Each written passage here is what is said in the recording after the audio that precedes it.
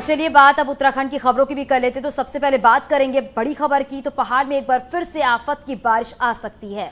मौसम विभाग ने चेतावनी जारी की है कि अगले 48 घंटे में येलो अलर्ट जारी किया है। देहरादून समेत पहाड़ी इलाकों में तेज बारिश की आशंका जताई गई है। वहीं मौसम विभाग ने सभी जिलों के लिए एडवाइजरी भी जारी की है। वहीं मौसम विभाग के अलर्ट के बाद प्रशासन जो है वो पूरी तरीके से चौकन्ना हो गया है। एसडीआरएफ को भी अलर्ट पर रखा गया है। हाल ही में देहरादून, टिहरी और आसपास बारिश के कारण भारी तबाही देखने को मिली थी और अब एक बार फिर से बारिश का येलो अलर्ट जारी हुआ है। खासतौर पर नदी किनारे रहने वाले लोगों को भी अलर्ट किया जा रहा है।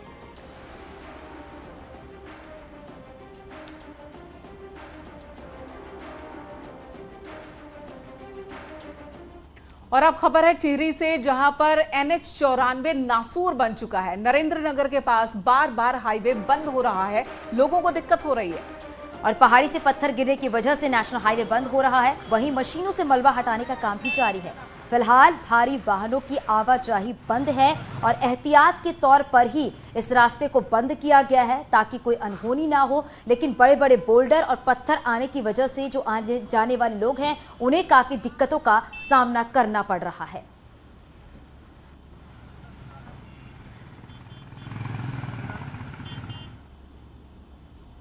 और बात टिहरी की धनौल्टी सुआकोली रोड पर बोल्डर आने से हाईवे को बंद किया गया है। पहाड़ी से लगातार बोल्डर और पत्थर गिर रहा है, जिसकी वजह से हाईवे बंद हो गया। हाईवे की दोनों तरफ गाड़ियों की लंबी कतार लग गई है, लोग परेशान हो रहे हैं। वहीं विभाग भी जेसीबी की मदद से रोड खोलने की कोशिश में जुटा हुआ है।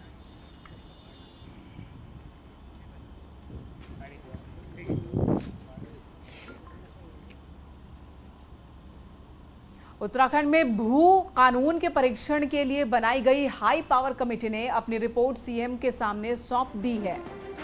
पुष्कर सिंह धामी को 23 बिंदुओं पर संस्तुति दी गई है। इसमें हिमाचल प्रदेश की तरह ही कुछ पॉइंट्स पर काम करने पर जोर दिया गया। और इसके साथ ही कमेटी ने जमीन की खरीद के मामलों में डिस्ट्रिक्ट मजिस्ट्रेट को भी दी गई कई शक्तियों को वापस लेने की सिफारिश की गई है। सोमवार को समिति के सदस्यों ने सीएम पुष्कर सिंह धामी से मुलाकात की है। उन्हें 80 पेजों की एक रिपोर्ट भी सौंपी गई है। रिपोर्ट में इस बात का जिक्र किया गया है कि जिलों में डीएम कृषि और दूसरे इंडस्ट्रियल प्रयोग के लिए कृषि भूमि खरीदने की अनुमति देते हैं। लेकिन ऐसे कई मामले सामने आए हैं जिनमें जमीन तो खेती के लिए दी गई, लेकिन बना दिए गए रिजॉर्ट और बंगले। कमेटी ने डीएम से ये अधिकार वापस लेने की भी सिफारिश की है, जिसके तहत जिलाधिकारियों को माइक्रो, स्मॉल और मीडियम कैटेगरी के उद्योगों के लिए जमीन खरीदने की अनुमति देने का प्रावधान दिया गया है। और साथ ही ये भी रिकमेंड किया गया है कि इंडस्ट्रियल एरिया सिडकुल की खाली पड़े प्लॉट्स में ही इंडस्ट्रियल उपयोग के लिए जमीन दी जाए। Star hotels, multi specialist hotels जैसे प्रोजेक्ट को हिमाचल प्रदेश की तर्ज पर एसेंशियल सर्टिफिकेट मिलने पर ही सरकार उन्हें जमीन खरीदने की अनुमति दे। जमीनों की खरीद फरोख्त पारदर्शी और सारे रिकॉर्ड पब्लिक डोमेन पर ऑनलाइन उपलब्ध हो। जितनी भी खाली पड़ी हुई सरकारी जमीनें हैं उस पर सरकारी बोर्ड लगाए जाएं। वहीं एक और सिफारिश की गई है कि भूमि बंदोबस्त को शुरू करने की बात भी कमेटी ने अपनी रिपोर्ट में कही है।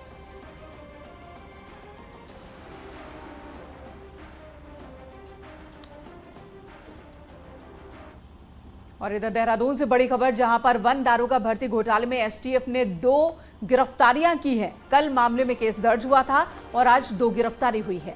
एसटीएफ ने आरोपी रविंद्र प्रशांत को गिरफ्तार किया है। इन दोनों पर 4 से 5 छात्रों को नकल कराने का आरोप है। 2021 में वन दारोगा भर्ती के लिए ऑनलाइन परीक्षा हुई थी और इसमें लगातार गड़बड़ी की शिकायत मिल रही थी, जिसके बाद देर रात इसमें केस दर्ज किया गया और अब 2 लोगों की गिरफ्तारी हुई है। इन दोनों से ही पूछताछ कर रही है एसटीएफ। प्राथमिक कुछ छात्रों को चिन्हित किया गया जिनके द्वारा विभिन्न स्रोतों को परीक्षा पास कराने के लिए पैसे दिए गए थे। इसके आधार पर जो है 2 अभियुक्तों को गिरफ्तार किया गया, जिसमें एक रविंदर और प्रशांत है, जो क्रमशः जो लक्सर और खानपुर क्षेत्र के रहने वाले, जिन्होंने छात्रों से रकम ली थी और परीक्षा में आगे उनको पास कराने के लिए, नकल कराने के लिए आगे अन्य लोगों को दी थी। और राज्य में हुए UG-SSC परीक्षा घोटाले में कई नेता और अधिकारी भी लपेटे में आ सकते हैं। हाईकोर्ट ने याचिकाकर्ताओं से पूछताछ की है। और याचिकाकर्ता से अदालत ने पूछा है कि क्यों लग रहा है कि एसटीएफ कुछ लोगों को बचाना चाहती है। अगर एसटीएफ कुछ लोगों को बचा रही है तो ऐसे नामों को बताया जाए। वहीं याचिकाकर्ता ने याचिका में संशोधन के लिए कोर्ट से वक्त भी मांगा है, जिस पर कोर्ट ने 12 सितंबर तक का वक्त दिया है। हालांकि सरकार ने सुनवाई के दौरान कोर्ट में कहा है कि याचिका सिर्फ राजनीतिक कारणों से दाखिल की गई है। आपको बताते चले कि नेता उपसदन भुवन कापड़ी ने हाईकोर्ट में याचिका दाखिल किया हुआ है और इस परीक्षा घोटाले में कई बड़े लोग जो हैं वो भी शामिल हैं, लेकिन एसटीएफ छोटे लोगों को ही पकड़ रही है और इसलिए घोटाले की सीबीआई जांच होनी चाहिए। लगातार विपक्ष की ओर से सीबीआई जांच की मांग हो रही है। विपक्ष ये आरोप लगा रहा है कि एसटीएफ घोटाले में कई बड़े नाम शामिल हैं, जिन्हें बचाने की कोशिश एसटीएफ कर रही है। यूके SSSC घोटाले में पेपर लीक मामले में कई बड़े नाम शामिल हो सकते हैं।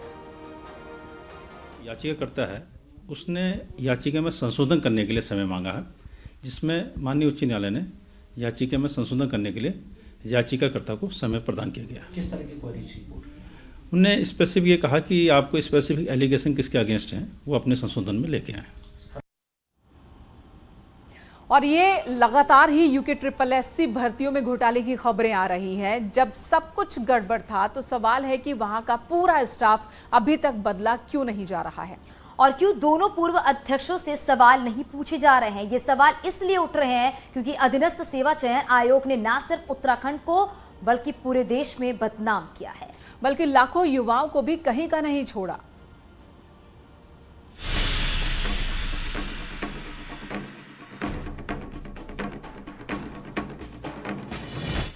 हाकम सिंह एक के बाद एक सरकारी नौकरी लगाता रहा, लाखों रुपए में पेपर बिकते रहे, आयोग के अंदर से पेपर लीक होते गए। तो कैसे यकीन किया जाए कि इस आयोग के 2 पूर्व अध्यक्षों को कुछ पता ही नहीं होगा। लेकिन रिटायर्ड आईएएस एस राजू और रिटायर्ड आईएफएस आरबीएस रावत से अब तक कोई सवाल जवाब तलब नहीं हुआ। न इन दोनों अफसरों के खिलाफ कोई एक्शन होता दिख रहा है, जबकि इन्हीं दोनों अध्यक्षों के कार्यकाल के एग्जाम सवालों के घेरे में। वहीं सवाल यह भी है कि सिर्फ सचिव और एग्जाम कंट्रोलर ही क्यों बदले गए। जहां पूरा आयोग ही सवालों में है, वहां कैसे किसी कर्मचारी को सही माना जाए। आखिर आयोग के पुराने बोर्ड को भंग क्यों नहीं किया गया और क्यों बोर्ड के मेंबर को ही कार्यकारी अध्यक्ष बना दिया गया। पूर्व सीएम त्रिवेंद्र सिंह रावत का कहना है कि न्याय सबके साथ होना चाहिए और यह भी जरूरी है कि कोई किसी को बचाए ना। जांच में कोई चीज आती है तो उस पर एक्शन होना चाहिए। इसको तो कैसे, हमने तो समान न्याय की बात कहां से रह जाएगी। और इसलिए मुझे लगता है कि जब जांच बैठी है तो जांच में सब चीजें सामने आ जाएंगी, बस कोई किसी को बचाए ना। सोशल मीडिया में इन दिनों यूके SSSC को उत्तराखंड सगे संबंधी सिलेक्शन कमीशन कहा जा रहा है। कांग्रेस का भी आरोप है कि बीजेपी सरकार में ऐसे अफसरों को बचाने की कोशिश हो रही है जिनका ताल्लुक बीजेपी या फिर संघ से है, और यही वजह है कि आरबीएस रावत से कोई सवाल जवाब नहीं हो रहा और दोनों पूर्व अध्यक्ष इतनी बड़ी आग लगने के बाद भी चैन की बंसी बजा रहे हैं। सबसे पहले जिम्मेदारी बनती थी अभी के अध्यक्ष, अगर 15, 16, 14 में घोटाला है तो तब के अध्यक्ष, सचिव और जो और अधीनस्थ कर्मचारी हैं उनके खिलाफ जो है मुकदमा दर्ज करके उनको रिमांड में लेके पुलिस ने पूछ करनी चाहिए थी। क्योंकि अगर कोई भी पेपर लीक हो रहा है तो उसके लिए जिम्मेदार अध्यक्ष और सचिव हैं। अलग अलग भर्तियों में एसटीएफ का एक्शन जारी है और मुख्यमंत्री युवाओं को लगातार भरोसा दे रहे हैं कि युवाओं के साथ भविष्य में अन्याय नहीं होगा। पर सवाल है कि 7 साल में जिस अधीनस्थ सेवा चयन आयोग में सही एग्जाम के बजाय सिर्फ अन्याय हुआ हो, वहां अध्यक्ष एस राजू और आरबीएस रावत से कब सवाल पूछा जाएगा कि कैसे आयोग हाकम सिंह की हुकूमत का अड्डा बना। देहरादून से न्यूज़ 18 के लिए दीपांकर भट्ट की रिपोर्ट। तो वहीं आपको बताते चले कि नेता प्रतिपक्ष यशपाल आर्य ने विधानसभा भर्ती में हुई धांधली को लेकर अपना बयान भी दिया है। आर्य ने विधानसभा भर्ती मामले में कहा कि सिर्फ 2012 से ही नहीं बल्कि मेरे कार्यकाल के दौरान हुई भर्तियों की भी जांच करा ली जाए, जिससे किसी को कोई शंका न रहे। वहीं अधीनस्थ सेवा चयन आयोग घोटाले मामले पर कहा कि हाईकोर्ट मामले की जांच सिटिंग जज से इसकी जांच करानी चाहिए, तभी ये जांच सही से हो पाएगी।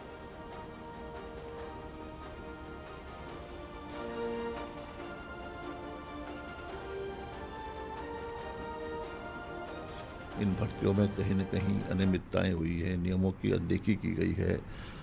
और मैं भी अध्यक्ष रहा हूँ, विधानसभा का अध्यक्ष मैं भी रहा हूँ। मैंने कहा कि उस हमारे कार्यकाल की भी जांच होनी चाहिए, जिससे कि ये न हो कि साहब ये न हो कि 2012 से ही ये जांच हो रही है।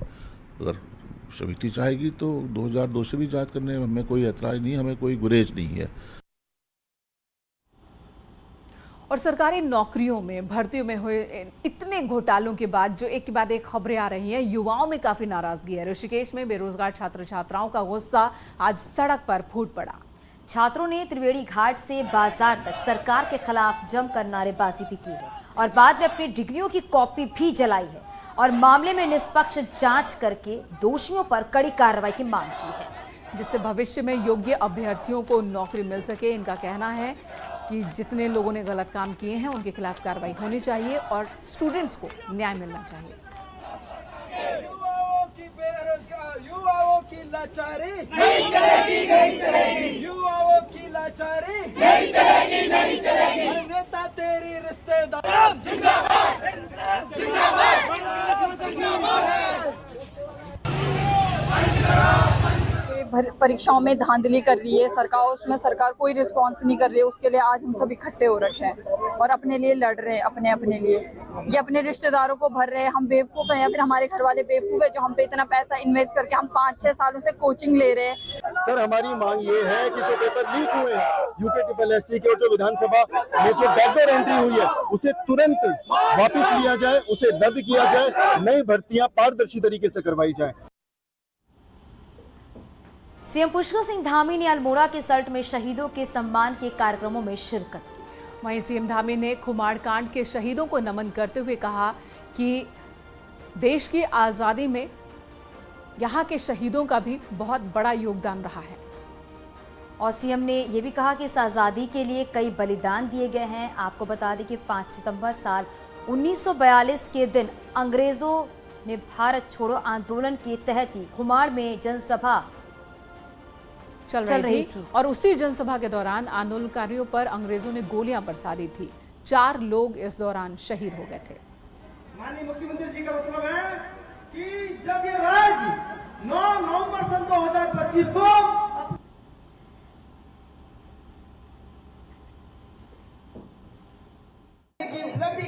अधिकारियों ने भारत के स्वतंत्रता संग्राम में अपना नाम स्वर्णाक्षरों से अंकित करवा दिया।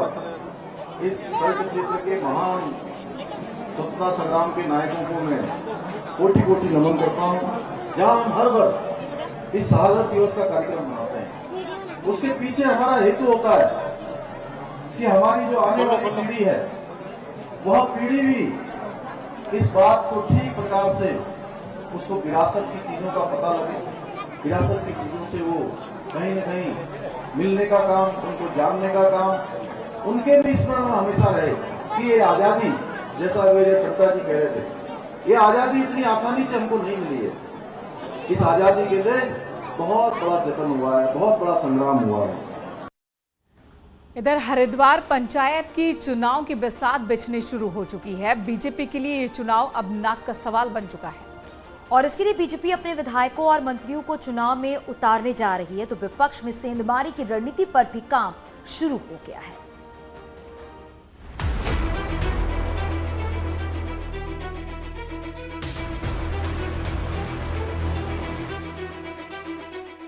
ये हैं 3 बार सांसद रह चुके हरपाल साथी, जिन्होंने कांग्रेस छोड़कर समर्थकों के साथ बीजेपी का दामन थामा।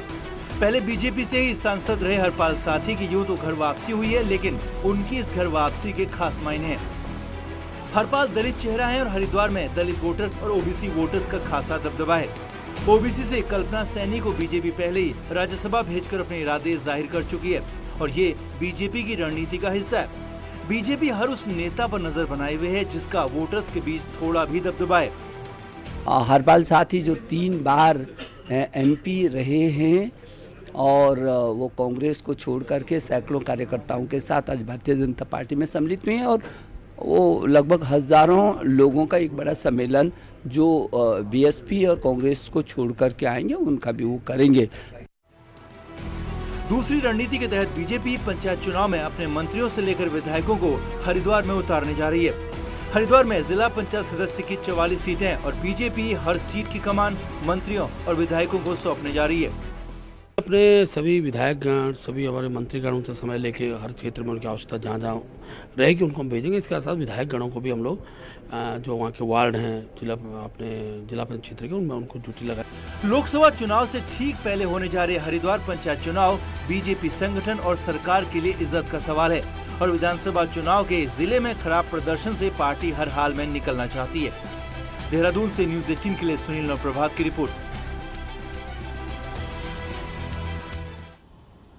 और चलिए बात कर लेते हैं टीचर्स डे पर मोदी सरकार का बड़ा ऐलान। 14,500 स्कूलों का होगा विकास और अपग्रेड। राइजिंग इंडिया योजना के तहत ये ऐलान किया गया। पीएम श्री योजना के तहत मॉडल स्कूल, ये मॉडल स्कूल बनेंगे जो एनईपी की भावना को समाहित करते हुए होंगे।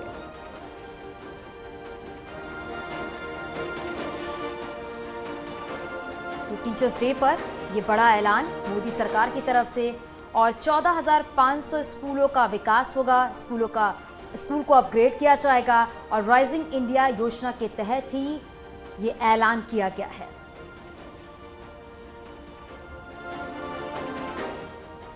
और टीचर्स डे के मौके पर ही राष्ट्रपति द्रौपदी मुर्मू ने शिक्षा के क्षेत्र में बेहतर काम करने के लिए शिक्षक प्रदीप नेगी को सम्मानित किया।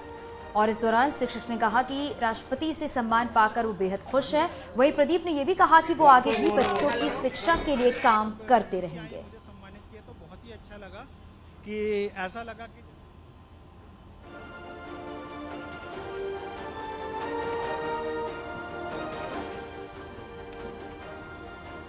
देहरादून में शिक्षक दिवस पर आज 39 शिक्षकों को शैलेश मटियानी पुरस्कार से सम्मानित किया गया। देहरादून राजभवन में आयोजित कार्यक्रम में राज्यपाल गुरमीत सिंह ने 39 शिक्षकों को सम्मानित किया। शिक्षा मंत्री धन सिंह रावत ने कहा साइंस टीचर्स को स्किल डेवलपमेंट उनका किया जाएगा और इसके लिए बेंगलुरु के साइंस संस्थान में 1000 शिक्षकों को 15-15 दिन की ट्रेनिंग दी जाएगी। जो गुरु के लिए आत्मा के स्तर पर जो आदर है, जो समाज आदर देता है, जो एक स्टूडेंट आदर देता है, वो सबसे बड़ा हमारे समाज का गहना। उधर हल्द्वानी पुलिस इन दिनों भैंस ढूंढने में लगी हुई है। 8 महीने बाद अब मुख्यमंत्री पुष्कर सिंह धामी के डंडे के बाद पुलिस की नींद टूटी है और पुलिस हरकत में आई है। क्या है ये पूरा मामला, आप ये रिपोर्ट देखिए।